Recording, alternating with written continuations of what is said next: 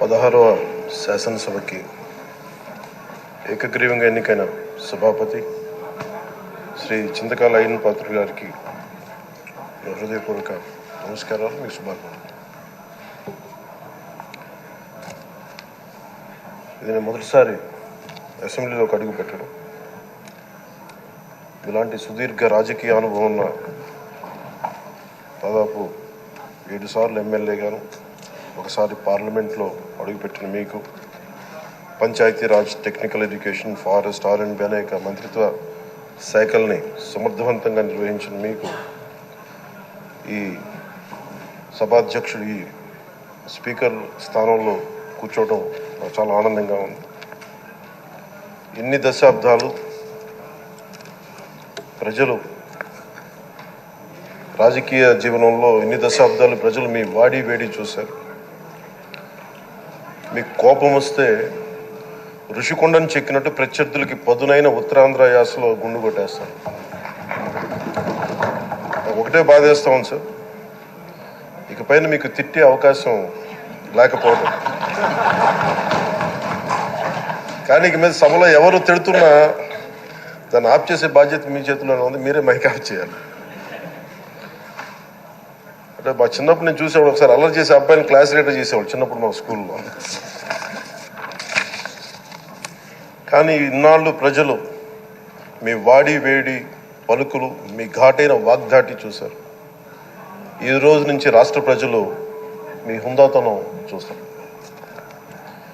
Debates వెనకాల దాక్కుని సంస్కారహీనమైన భాషల్ని, భావాల్ని రకరకాల మాధ్యాల్లో విరజిమ్ముతూ ఉంటారు. దాని నియంత్రణ మీ ఆధ్వర్యంలో ఇక్కడి నుంచే మొదలవ్వాలి.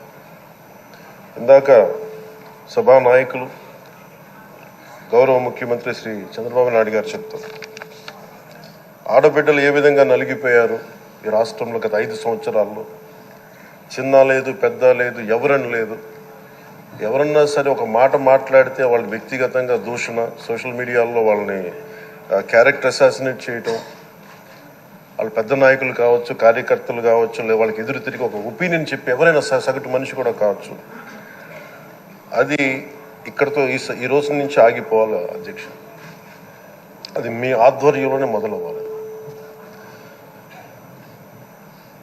గత ప్రభుత్వం తాలూకు సభ జరిగిన విధానం చూస్తే ఈ వ్యక్తిగత దూషణ ఇవన్నీ చాలా ఇబ్బంది పెట్టే ప్రజలు.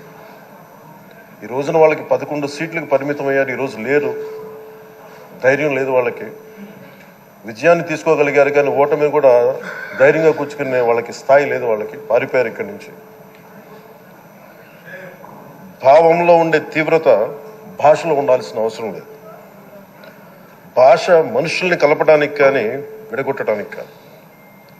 భాష విద్వేషం రేపడానికి కాదు, పరిష్కరించడానికి. ఎంత జటిలమైన సమస్య అయినా, భయంకర సమస్య అయినా చర్చల ద్వారా పరిష్కరించుకోవడానికి కానీ వివాదం సృష్టించడానికి కాదు. ఈ సభ ఉన్నది అందుకు. కానీ మనం చూసింది వాళ్ళ దగ్గర నుంచి బూతులతోటి, వ్యక్తిగత దోషులతోటి రాష్ట్ర పురోభివృద్ధిని ఆపేశారు. అలాంటి సభ కాకుండా ఇందాక మన పెద్దలు శ్రీ గౌరవ ముఖ్యమంత్రి చంద్రబాబు గారు చెప్పినట్టుగా ఇది భవిష్యత్తుకి ఇది ఒక ప్రమాణం అవ్వాలి. 2047 వరకు ఇంత అద్భుతమైన స్థానంలో మనకి ఆంధ్రప్రదేశ్ తెలుగు జాతి ఉన్నత స్థాయికి వెళ్ళాలంటే ఈరోజు మనం వేసే ప్రతి అడుగు అది భవిష్యత్ తరాలకు ఒక నిర్దేశక ఒక టచ్ స్టోన్గా ఉండిపోవాలి, గిట్ రాయిగా ఉండిపోవాలి. ఈ రోజున ఈ సభలో ఉన్న గౌరవ సభ్యులందరూ చట్టాలు చేయడానికి ఉన్నారు, చట్టాలు ఉల్లంఘించడానికి కాదు. విభేదించడం అంటే ద్వేషించడం కాదు, వాదించడం అంటే కొట్టుకోవడం కాదు. ఇవన్నీ విభేదించడం, వాదించడం ఇవన్నీ ప్రజాస్వామ్యానికి చాలా మౌలికమైన పునాదులు. ఆంధ్రప్రదేశ్ ఆవిర్భావం జరిగి అసలు భాషా ప్రయుక్త రాష్ట్రాల ఆవిర్భావమే మన ఆంధ్ర రాజ్యంతో మొదలైంది. అమరజీవి పొట్టి శ్రీరాములు గారి బలిదానం మీద మన రాష్ట్రం పుట్టింది. 56 రోజులు తిండి తిప్పలు తినకుండా నరకం అనుభవిస్తూ ఆయన బలైపోయారు. ఆయన మరణానికి చేరువవుతూ ఆమరణ నిరాహార దీక్ష చేసిన ప్రతిరోజు మనకి దాదాపు ఈ సుదీర్ఘమైన 6 దశాబ్దాల కాలం 1.5 సంవత్సర కాలం అంటే ఆయన ప్రతిరోజు చావుకి చేరువవుతూ భోజనం లేకుండా ఆయన గడిపిన ప్రతిరోజు మనకి 1.5 సంవత్సర కాలం. అలాంటి నేపథ్యంలో అలాంటి మహోన్నతుడు శ్రీ పొట్టి శ్రీరాములు గారి త్యాగాన్ని కనుక మనం ఈ సభలో ప్రజా సంక్షేమం కోసం మాత్రమే చర్చలు జరగాలి, వాదోపవాదాలు హద్దులు దాటకుండా ఉండాలి, వ్యక్తిగత దూషణకి తావివ్వకుండా ఉండాలి. అలా కాకుండా గత ప్రభుత్వం లాగే ఈ సభని తిట్లకి బూతులకి కొట్లాటికి వాడితే ప్రతి నిమిషం పొట్టి శ్రీరాములు గారి బలిదానాన్ని అవమానం చేసినట్టే. ఒక గొప్పవాడు ఒక మహానుభావుడు బతికినప్పుడు మాత్రమే కాదు, చనిపోయిన తర్వాత కూడా కొన్ని తరాలు ఉపయోగపడతారని నిరూపిస్తారు.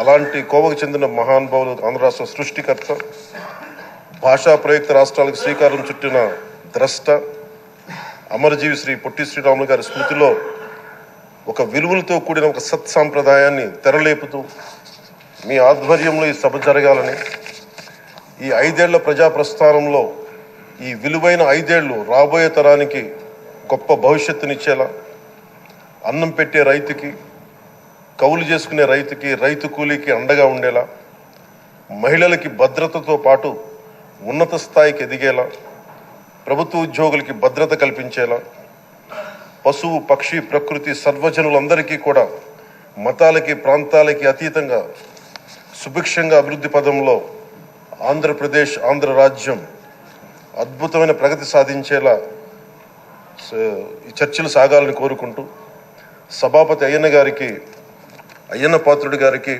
మీ ఆధ్వర్యంలో ఈ సభ ఒక సరికొత్త సాంప్రదాయానికి సత్సాంప్రదాయానికి ఇది తెరతీయాలని కోరుకుంటూ మీకు మరోమారు శుభాభినందనలు తెలియజేసుకుంటాను. గౌరవ మంత్రి లోకేష్ గారు మాట్లాడతారు.